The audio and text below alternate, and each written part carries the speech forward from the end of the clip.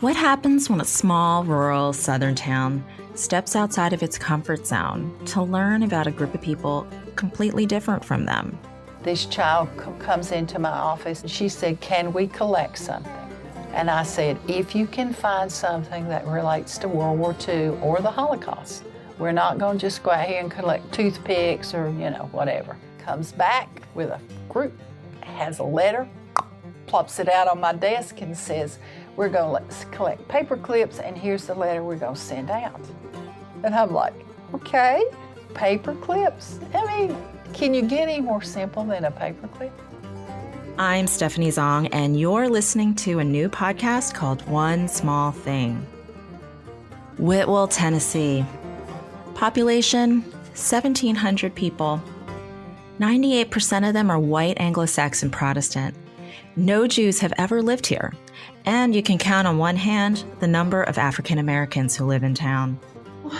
Whitwell is a one-highway town. State Highway 28 runs, up the middle of the community. We have 1,629 people who lived here according to the last census. Our median education level was at that time 6.6 years.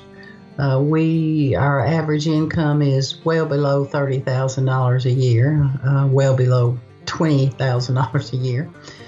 We'll go on a journey to learn from the minds of children at Whitwell Middle School. I'll take you back 20 years to the beginning of a humble project that unexpectedly went viral before the days of Twitter, where a group of 8th graders set out to collect 6 million paper clips, one for every Jew murdered in the Holocaust.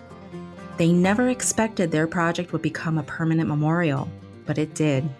After a boxcar that had once transported Jews to the concentration camps was given to them from Germany. I just could see that if you took this car, a symbol of death and hate and intolerance, and you put these paper clips in there, a symbol of the hard work of these kids and the love and the acceptance and the respect, and you change that from that hate symbol to a symbol of love and respect and acceptance, what a wonderful message that would send out. This car represents, peace. It represents tolerance. What prejudice can lead to. The Holocaust didn't start with a big project. It started by things that we do daily, making fun of somebody, not wanting to sit with somebody at the lunch table.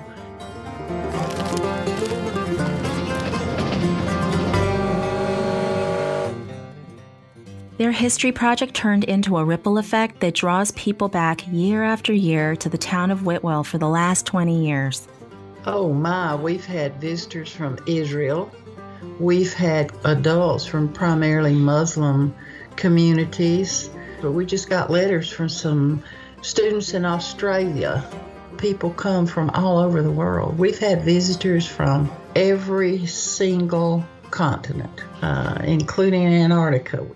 An African-American gentleman was so taken with what was happening, and he stopped me as I was driving out, and he said, "This has been the most profound experience I have had in my life."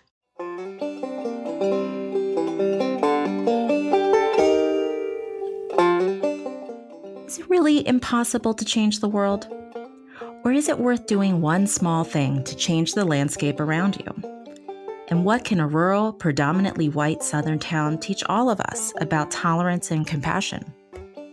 Doesn't matter if you're from the rural South, and it doesn't matter if you don't have a nickel. You can make the world better. You can draw people's attention to things. You need to be passionate about things.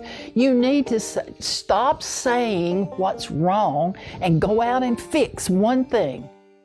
Join me this season as we explore how a small decision rippled around the world and how 20 years later, this tiny Tennessee town continues to influence communities far beyond its dreams. Is it possible for you to do the same? We'll find out together. Even all these years later, after the Holocaust is over with, they're speaking. They are not here, but they can still speak to you through what we've done. And, we're giving those people that didn't have a voice a voice. One Small Thing, a podcast about the courage to change and the surprisingly simple steps it takes. Find us this fall on Apple Podcasts or wherever you listen. Did you say I can put a paper clip inside there? Is that what you do? Yes, absolutely. I can do that? Absolutely. Yeah.